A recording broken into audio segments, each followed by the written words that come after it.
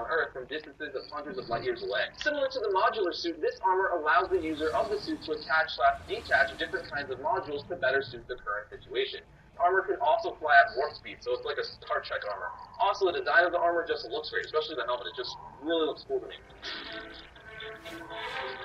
Match At number commencing. 7 is the Bleeding Edge armor, which first appeared in Invincible Iron Man issue 25. Hand The station Bleeding Edge control armor was mode created as Tony enabled. Stark essentially reinvented himself and the armor, being called an upgrade to the Extremis armor by Mr. Fantastic. But don't worry, I'll talk about the Extremis armor later. Tony Stark corrected this comment made by Mr. Fantastic, saying, nah, this is what comes next. The reason why Tony said this is because the entire armor is Warning, kept inside Ham's Tony's body transport system until he routing eventually error. commands it, at which point it manifests itself as the Iron Man armor, which is an amazing and clever idea on the writer's part. After Stark's trust as the pilot of the suit was put in doubt thanks to the Mandarin, the armor was removed from Tony's body by Reed Richards under orders of the U.S. government and was rendered completely inert. Sometime later, Stark developed a more advanced armor and later created a solid version of this suit, which isn't based on nanotechnology, but it has the same designs and functions. To sum up why this armor made my list, Tony can mentally form the armor at will, and the name Bleeding Edge armor just sounds cool. Moving along, we have the Silver Centurion armor. This armor made its first appearance in Iron Man issue 200.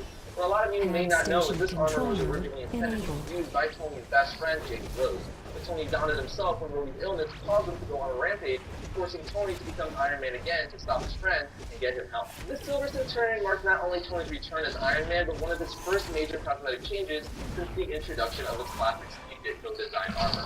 Though the Silver Centurion armor has rarely been seen since Tony's return to his roots, the armor has become a fan favorite, and a version of it even appeared in Iron Man 3. Making its way into my top 5 is the War Machine armor. It made its first appearance in Iron Man issue 281. All I think I really have to say on why this armor made my list is because it's BA. Plain and simple. The armor is just brute force, and it just looks awesome. It has an endless amount of weapons. Like repulsors, a twin chain gun, laser blade, a box rocket launcher, a pulse cannon, dismounted flamethrower, and a unibeam which was added by Rhodes since this later became his armor. And so many more toys, I can't even mention them all. So not only is this armor awesome and just looks cool, but if this armor was never created, we would have never gotten this amazing Ham scene. station control mode enabled.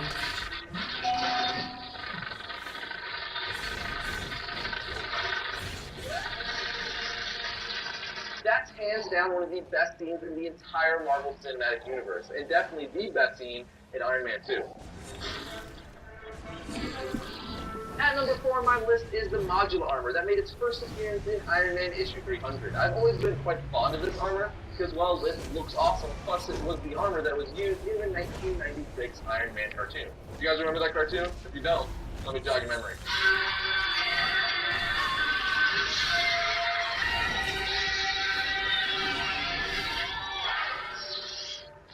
Now you're gonna remember, I freaking love that cartoon. But not only does the armor look cool, and it was the one mainly used in the cartoon series, but the armor's functions are also great. This armor was a modular component system rather than a fully integrated suit, meaning each individual part of the suit, like helmet, boots, gloves, etc., may have had different features. There was also plug-in joints for various modules, with the capability to adapt multiple weapons and situation-specific tools. This armor remained the standard version for some time in the comics. But in more recent years, Tony went back to this concept, building a new suit that allows him to adapt technology from many of his various specialty suits to prepare for any situation. At number 3 is the Hulkbuster armor. The Hulkbuster armor made its first appearance in Iron Man issue 304. This is hands down one of Iron Man's most popular and coolest specialty armors, and that's simply because of what the armor is for. Just like the name implies, it's for smashing knuckles with the Hulk. Built with much heavier defenses and a much larger, more durable chassis, the Hulkbuster armor is closer to a mech suit than Tony's usual normal armor. It was originally built on top of my previous pick, the modular armor in Iron Man 304. But the Hulkbuster armor has since been used several times and was probably used in the World War Hulk storyline. As every comic book fan knows, the armor is making its big screen debut in Avengers Age of Ultron, which looked like it could possibly be the best fight scene we've had in a Marvel movie yet. So which all I have to say is, thank you, Joss Whedon. Thank you so very much. In second place on my list of cool armors is the Extremis armor. It made its debut in Iron Man Volume 4, Issue 5, and without it, you wouldn't have gotten my number 7 pick, the Bleeding Edge armor. The Extremis armor was just a fantastic reimagining of how Stark. Match over.